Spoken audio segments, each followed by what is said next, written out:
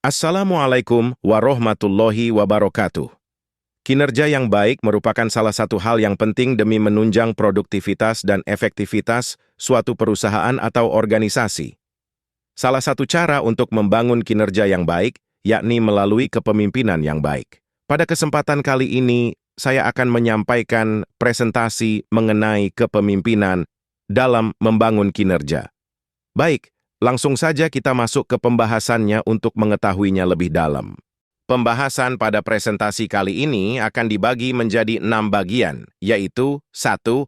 Konsep manajemen sumber daya manusia, 2. Teori kepemimpinan, 3. Sifat-sifat kepemimpinan, 4. Peranan kepemimpinan, 5. Hubungan gaya kepemimpinan dan kinerja, 6. Faktor yang mempengaruhi kinerja. Konsep manajemen sumber daya manusia.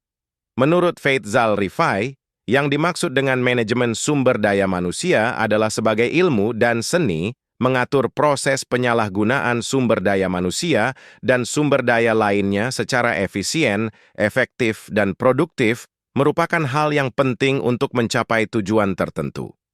Sumber daya manusia atau SDM meliputi semua orang yang berstatus sebagai anggota dalam organisasi, yang masing-masing memiliki peran dan fungsi. Manusia sebagai SDM keberadaannya sangat penting dalam perusahaan atau organisasi, karena SDM menunjang perusahaan melalui karya, bakat, kreativitas, dorongan, dan peran nyata seperti yang dapat dilihat dalam setiap perusahaan atau organisasi. Teori kepemimpinan. Menurut Mulyadi dan Rifai, dikemukakan beberapa teori kepemimpinan, yaitu 1. Teori sifat. Teori ini memandang kepemimpinan sebagai suatu kombinasi sifat-sifat yang tampak dari pemimpin. 2. Teori perilaku. Dalam teori ini, perilaku pemimpin merupakan sesuatu yang bisa dipelajari. Jadi, seseorang yang dilatih dengan kepemimpinan yang tepat akan meraih keefektifan dalam memimpin. Teori ini memusatkan perhatiannya pada 2 aspek perilaku kepemimpinan. 3. Teori situasional. Merupakan suatu pendekatan terhadap kepemimpinan yang menyatakan bahwa pemimpin memahami perilakunya, sifat-sifat bawahannya, dan situasi sebelum menggunakan suatu gaya kepemimpinan. Sifat-sifat kepemimpinan. 1. Keinginan untuk menerima tanggung jawab. 2. Kemampuan untuk bisa perseptif atau persepsi. 3. Kemampuan untuk menentukan prioritas. 4. Kemampuan untuk bersikap objektif. 5. Kemampuan untuk berkomunikasi. Peranan kepemimpinan terdiri dari 8 unsur, yaitu 1. Integration, 2. Communication, 3. Product, 4. Fraternization, 5. Organization, 6.